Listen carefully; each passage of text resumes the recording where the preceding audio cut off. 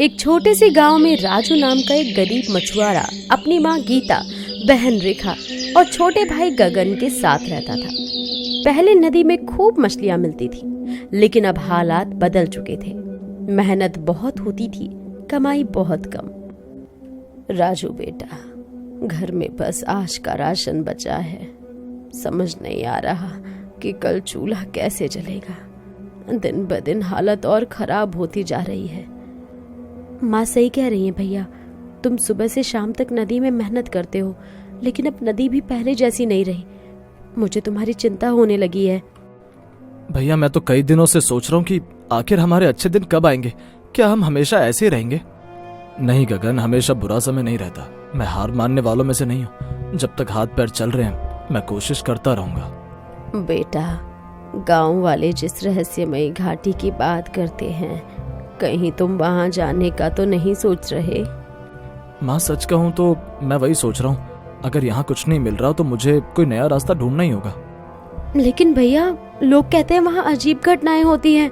कोई भी इंसान वहाँ से बचकर नहीं आता।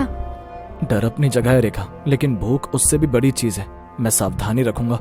तुम लोग चिंता मत करो। कुछ पाने के लिए दर्द का सामना करना पड़ता है। अगली सुबह राजू अपना जाल लेकर रहस्यमयी घाटी की तरफ निकल पड़ा। रास्ते में कुछ गांव वालों ने उसे देख लिया। अरे राजू, सुना है तू घाटी की तरफ जा रहा है? क्या तुझे अपनी जान की परवाह नहीं है? तुझे अपने परिवार की चिंता नहीं है क्या? परवाह तो है चाचू, लेकिन घर की जिम्मेदारी भी है। खाली हाथ बैठकर मैं अपने परिवार को परेशान नहीं देख सकता। बेटा, हमने अपने बड़ों से उस घाटी की कहानियां सुनी है। वहां जाने वाले लोग अक्सर पछताते हैं, बहुत से वापस भी नहीं आते। हो सकता है आपकी बात सही हो, लेकिन अगर किस्मत वहीं मेरा इंतजार कर रही हो तो कोशिश किए बिना मैं पीछे नहीं हटूंगा। भगवान तेरी रक्षा करे, बस संभल कर जाना। हम तेरी राह देखते रहेंगे। आपका आशीर्वाद मेरे साथ है, ये काफी है। अगर मैं वापस नहीं आ पाता तो मेरे परिवार का ध्यान देना। कई घंटों की यात्रा के बाद राजू घाटी में पहुंचा। वहां का नजारा देखकर उसकी आंखें खुली की खुली रह गईं। बीच में एक सुनहरी नदी बह रही थी, जिसका पानी सूरज की रोशनी में सोने की तरह चमक रहा था। मैंने अपने जीवन में ऐसी नदी कभी नहीं देखी। ऐसा लग रहा है जैसे किसी जादुई दुनिया में आ गया हूँ। उसने नदी में जाल डाला। पहली बार कुछ नहीं मिला, दूसरी बार भी जाल खाली निकला। शायद गांव वाले सही कहते थे, लेकिन मैं एक आखिरी कोशिश जरूर करूंगा। तीसरी बार जाल डालते ही उसे जोर का भारीपन महसूस हुआ। अरे वाह, इस बार तो कुछ बड़ा फंसा है। इतना भारी जाल मैंने कभी नहीं खींचा।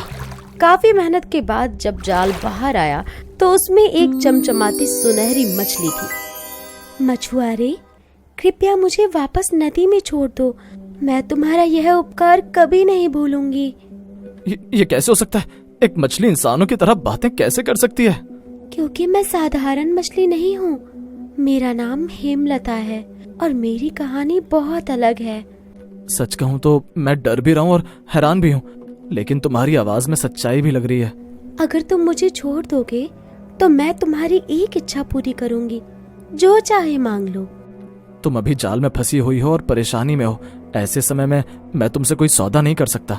सोच लो, धन, दौलत, सोना, चांदी, महल, जो चाहे मिल सकता है।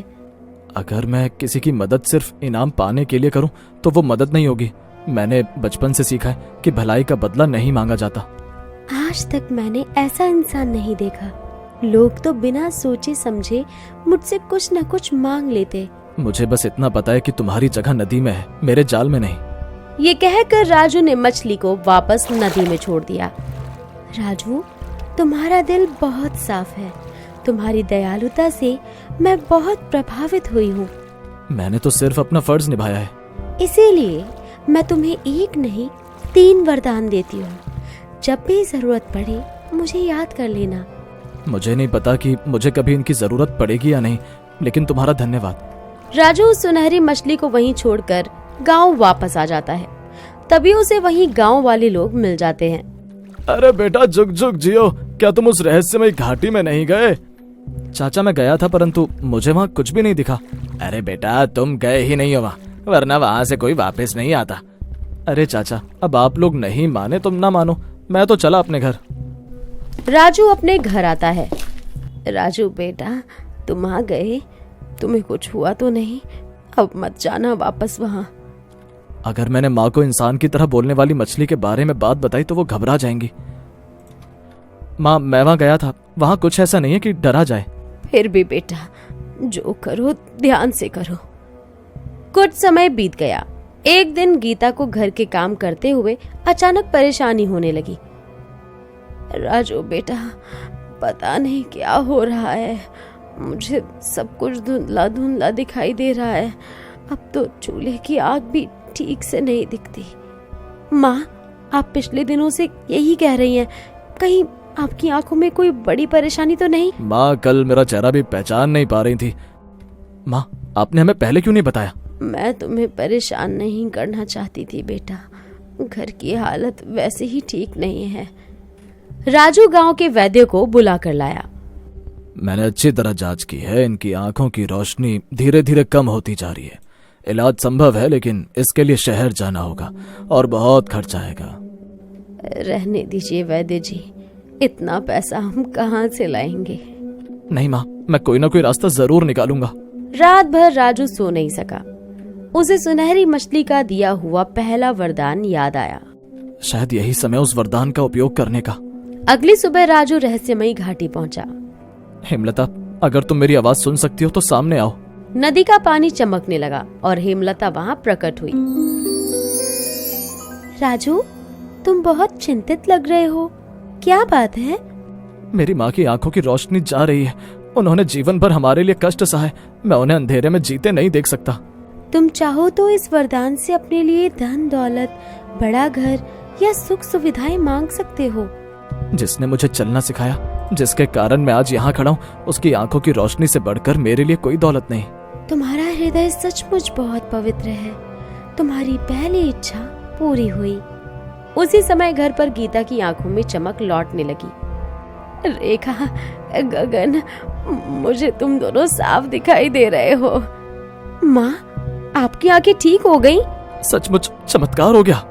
भगवान का लाख लाख शुक्र है। कुछ महीने बाद पूरे इलाके में भयंकर सूखा पड़ गया। खेत सूख गए, तालाब खाली हो गए, लोग परेशान हो उठे। अगर ऐसे चलता रहा तो 1 साल एक दाना भी नहीं उगेगा। बच्चों को भर पेट खाना तक नहीं मिल रहा। पूरा गांव मुश्किल में है। बेटा, इस बार तो परेशानी पहले से भी बड़ी लग रही है। जब तक उम्मीद बाकी है, तब तक रास्ता भी बाकी है। राजू फिर से घाटी पहुंचा। इस बार किसकी मदद के लिए आए हो? पूरे गांव की। मैं चाहता हूँ कि अच्छी बारिश हो, खेत फिर से हरे भरे हो जाएं और कोई भूखा ना सोए। तुम्हें सच में अपने बारे में सोचना नहीं आता? अगर मेरा गांव खुश रहेगा तो मैं भी खुश रहूंगा। तुम्हारी दूसरी इच्छा भी पूरी हुई। कुछ ही देर में आसमान पर काले बादल छा गए। तेज बारिश हुई। सूखे खेतों में फिर से जान लौट आई। बारिश, आखिर बारिश हो गई। हमारी फसल बच गई। ये किसी चमत्कार से कम नहीं। बेटा, भगवान ने हमारी सुन ली।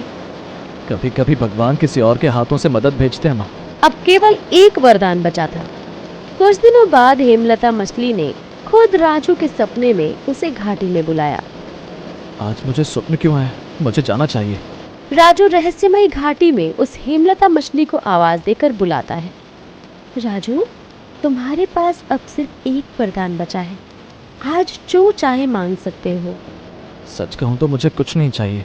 अच्छी तरह सोच लो, इतना बड़ा अवसर बार बार नहीं मिलता। मेरी बहन स्वस्थ है, मेरा गांव खुश है, मेरा परिवार सुरक्षित है। इससे ज्यादा और मैं क्या मांगू? लोग तो एक वरदान के लिए दुनिया भर की चीज मांग लेते हैं।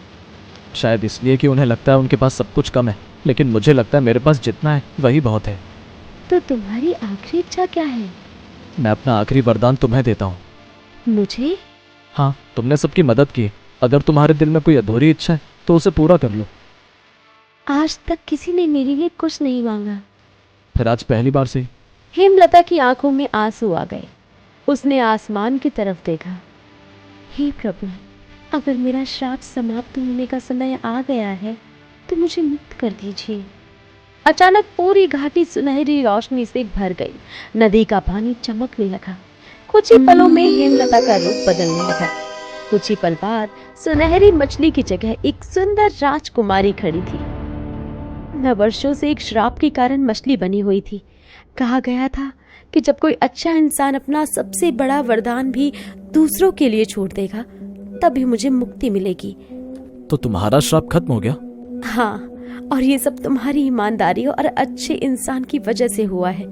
तुम्हारी दया, ईमानदारी और निस्वार्थता ने मुझे आजाद कर दिया। राजू अब इंसान बनी हुई हेमलता को अपने घर ले आता है। घर वाले सब देखकर हैरान होते हैं और खुश भी होते हैं।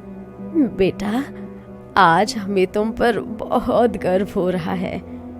दुनिया में अच्छे लोग अभी भी हैं और मेरे भैया उनमें सबसे अच्छे हैं। मैंने कहा था ना, मेरे भैया सबसे अलग हैं। राजू, तुमने मुझे आजादी दी है, मैं यह उपकार कभी नहीं भूलूंगी। अगर किसी की खुशी का कारण बन सका तो वही मेरे लिए सबसे बड़ा इनाम है। बस अब तुम सब मेरे महल चलो, वहाँ मेरे पिताजी मुझे देखकर बहुत खुश होंगे। पर तुम्हारे साथ हम सब क्यों जाएं? क्योंकि इस संसार में मुझे तुम्हारे जैसा ही पति चाहिए था और मेरे पिताजी मेरा विवाह तुम्हारे साथ जरूर करवा देंगे। राजकुमारी की बात सच निकली। राजा अपनी बेटी को वापस पाकर बहुत खुश था। उसने अपनी पुत्री का विवाह राजू से कर दिया और राजू का परिवार भी अब उस महल में रहने लगा। उस दिन के बाद राजू की कहानी पूरे राज्य में मशहूर हो गई।